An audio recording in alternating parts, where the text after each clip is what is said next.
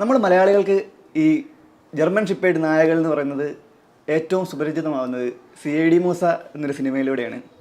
അന്ന് ശരിക്കും അതിലെ ഈ നായയുടെ പെർഫോമൻസും അല്ലെങ്കിൽ അതിനെക്കൊണ്ട് ചെയ്യിപ്പിക്കുന്ന അഭിനയങ്ങളും ഈ കാര്യങ്ങളൊക്കെ കണ്ട് അന്നാണ് എൻ്റെയൊക്കെ പ്രായത്തിൽ ശരിക്കും അന്നാണ് ഈ ഒരു നായയെ കൂടുതലായി നമ്മൾ അന്വേഷിക്കാനും ഇതേതാണ് ഇനമെന്ന് അന്വേഷിക്കാനും അന്നൊക്കെ ഇതിന് അൾസേഷൻ എന്നും ജർമ്മൻ ഷിപ്പേഡ് എന്നും അൾസേഷൻ എന്നും എല്ലാം പറയുമായിരുന്നു.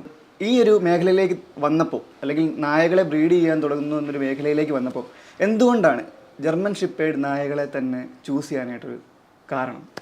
നായ എന്ന് പറയുമ്പോൾ മനുഷ്യൻ ആദ്യമായിട്ട് ഡൊമസ്റ്റിക്കേറ്റ് ചെയ്ത ഒരു ആനിമലാണ്. പശുവിനേക്കാളും മുന്നിൽ നിന്നാണ് പറയുന്നത്. അപ്പോൾ ഡൊമസ്റ്റിക്കേറ്റ് ചെയ്യുമ്പോൾ അത്തരത്തിലൊരു ആത്മബന്ധമുണ്ട്. നായയും മനുഷ്യനുമായിട്ടുള്ളൊരു ആത്മബന്ധമുണ്ട്.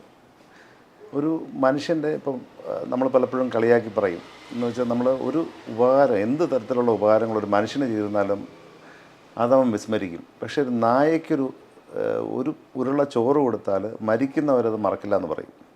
അപ്പോൾ ആ ഒരു ബോണ്ടാണ് നായയും മനുഷ്യനും തമ്മിൽ.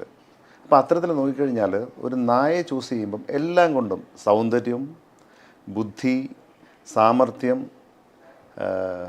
ഒരു അവൻ്റെ യജമാനനെ പ്രൊട്ടക്റ്റ് ചെയ്യാനുള്ള കഴിവ്, അതെല്ലാം കൂടെ ഒത്തിണങ്ങിയ ഏത് ഡോഗാണെന്ന് ഏത് നായയാണെന്ന് നോക്കിക്കഴിഞ്ഞാൽ ചോദിച്ചു കഴിഞ്ഞാൽ ഒരു കംപ്ലീറ്റ് ഡോഗെന്ന് ജർമ്മൻ ഷെപ്പേർഡിനെ പറയാൻ പറ്റും. അതുകൊണ്ടാണ് ഞാൻ ജർമ്മൻ ഷെപ്പേർഡിനെ ഇഷ്ടപ്പെട്ടത്. നമ്മളെല്ലാം നമ്മുടെ ചെറുപ്പം മുതലേ വീടുകളിൽ നായയെ വളർത്തി വരുന്നവരൊക്കെ ആയിരിക്കും. അപ്പം ഇതൊരു ബ്രീഡിങ് അല്ലെങ്കിൽ ഈ ഒരു രീതിയിലേക്ക് ഇതൊരു പ്രൊഫഷനായിട്ട് അല്ലെങ്കിൽ ഒരു ബ്രീഡിങ് എന്ന നിലയിലേക്ക് ഇത് തുടങ്ങാം എന്നൊരു ചിന്ത വന്നത് എന്ന് മുതലാണ്? ഇതൊരിക്കലും ബ്രീഡിങ് ഒരു പ്രൊഫഷൻ ആയിരുന്നില്ല. ഇത് പ്യുവർ ഹോബിയായിരുന്നു. ഇത് എൻ്റെ എന്നും ഹോബിയും പാഷനുമായിരുന്നു. ഈ ബ്രീഡിനെ ഇഷ്ടപ്പെട്ടു. അപ്പോൾ ഈ ബ്രീഡിനെ ഇഷ്ടപ്പെട്ട് തുടങ്ങിയപ്പോൾ അതിനെക്കുറിച്ച് ആഴത്തിൽ പഠിക്കണം എന്ന് തോന്നി. എന്നെക്കൊണ്ട് കഴിയുന്ന രീതിയിൽ ഇൻ്റർനെറ്റ് ഇല്ലാത്ത സമയമായിരുന്നു, ഇൻ്റർനെറ്റും ഗൂഗിളൊന്നും ഇല്ലാത്ത സമയത്ത് ആയിരുന്നു ഞാൻ ഈ ഡോഗിനെ ഇഷ്ടപ്പെട്ടത്.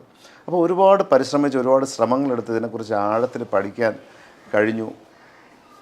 ആഴത്തിൽ പഠിച്ചപ്പോൾ ഈ ഡോഗിനെ കുറച്ചുകൂടെ ഇമ്പ്രൂവ് ചെയ്യണമെന്ന് തോന്നി. നമുക്കൊരു കടമയുണ്ട്. ഈ ഡോഗിനെ ഇഷ്ടപ്പെടുകയും വളർത്തുകയും ചെയ്തപ്പോൾ ജസ്റ്റ് വളർത്തിക്കൊണ്ട് പോയാൽ പോരാ, നമ്മൾ നിക്ഷിപ്തമായിട്ടൊരു കടമയുണ്ടെന്ന് കരുതി.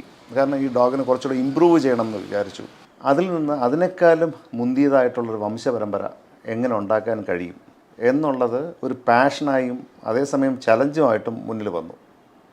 അങ്ങനെയാണ് ബ്രീഡിംഗ് എന്ന ഹോബിയിലേക്ക് ഇറങ്ങി വന്നത്. അത് പാഷനായതും അങ്ങനെയാണ്.